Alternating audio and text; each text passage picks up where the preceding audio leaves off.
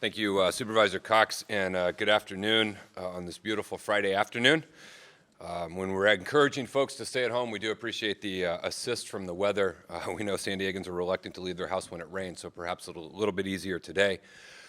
We do want to reiterate, though, that every day, whether it rains or shine, we have to continue to adhere to the orders. As you're going to continue to see, and you have seen in recent days, we are meeting this challenge in San Diego County. But our fight is far from over. If you remember when we started this, we declared a public health emergency before we had a single positive case because the risk to the community was that high. And we are at a point in the struggle and in the fight against coronavirus where the risk to the public remains very high. And so the actions that we take and continue to take over the coming weeks are going to be of utmost significance, and the commitment that we all make to ensure that we see through a good outcome is just as important today as it was the day that we started these orders, as it was at the beginning of this evolution. And so we ask you to continue to hold fast and hold strong. We will get through it. We will rebound, recover, and rebuild and come out of it. But the day to start that is not today. And today is the day to continue the actions that we're taking, knowing that it is saving lives. I also want to mention again, as we head into a weekend that many people observe of particular significance, to reiterate the call that we, within your household unit, you should enjoy the weekend, and if you celebrate Easter in whatever way you may do it, it is appropriate, of course, to do. But it is only within your household, within your family unit who you live with. We can't see congregations or groups getting together outside of those household units because that would be not only against the public health order, but it would be against the order of the folks who you love and care with and want to see. And during this difficulty, it is important to acknowledge how many people are struggling from economic anxiety, from uncertainty, from isolation. And if you're blessed and fortunate to have a household unit who you can physically be around, you should enjoy and appreciate that. But it's a good weekend to reach out to someone. To a neighbor, to a friend, call them, Zoom them, FaceTime them, yell out the window from more than 6 feet away. But it's an opportunity for each of us to make that extra effort to support someone else.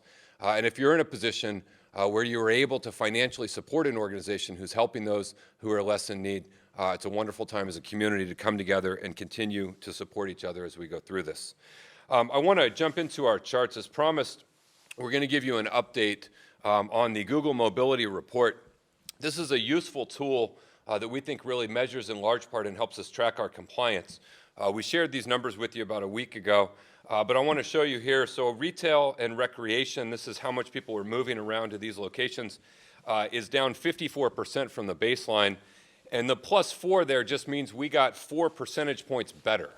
It was only -50. And so the green represents an increase in what we hope the public is doing. And so it went from -50 to -54, which is a 4 percentage point positive jump. Grocery and pharmacy, again, we're seeing progress. The public continues to adhere to the orders. Parks, we saw a significant jump here, which really corresponds to the increased action and steps we took around parks. And so this is really encouraging, and we want to thank the public for truly committing and buying in with us in order to do it. 5% bump in transit stations. This does track right along what we're seeing with ridership in a lot of our transit systems. Workplace is 2%, and residential is +1. We're going to continue to update these every week just to give us a daily check-in and kind of a way for us to measure our progress and our success. But those numbers are encouraging, and we need them to continue and to stay in the green, continue to make positive progress towards the actions we've asked you to do. The second one is another interesting one that this data comes to us. Again, this is from a third-party vendor, Unicast. Unicast makes this data available publicly.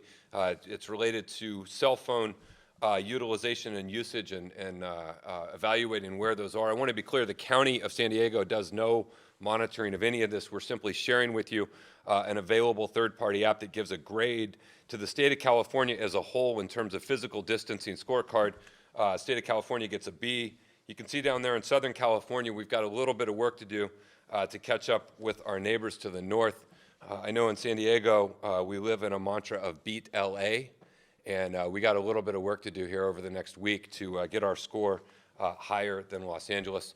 We'll continue to look for other metrics or things that help us measure our progress, but it's a way for us to really show the progress we're making as a community and to hopefully inspire continued commitment and continued action. Let's jump into our charts of the day. You will see for today we're reporting 65 new positive cases. That brings us to a total of 1,693.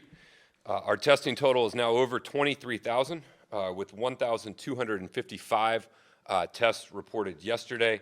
And again, we hope to see continued increase in tests and some encouraging news coming out of some of our health system partners about their new adoption of testing.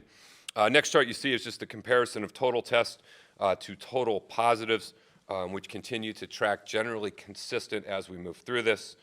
And then here you see the total positives, hospitalizations, estimated recoveries, ICUs, and the unfortunate loss of life, which we were reporting a few additional ones today.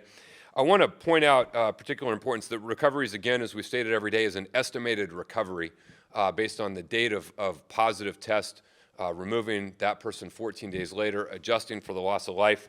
The recoveries have nothing to do with the hospitalizations. The recovery statistic ties to positive test. It does not tie to hospitalizations and does not tie to ICU usage. Motel rooms, a slight uptick in our public health rooms, both in occupied and guest. Regional Task Force on Homeless Rooms, slight uptick in occupied, flat in terms of guests.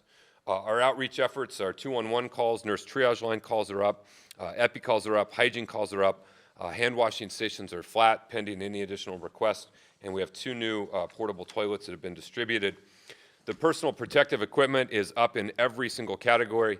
While we continue to fight to acquire more and get more and be able to provide more, we do continue to distribute what we have on hand based on the estimated need and what we are able to fulfill.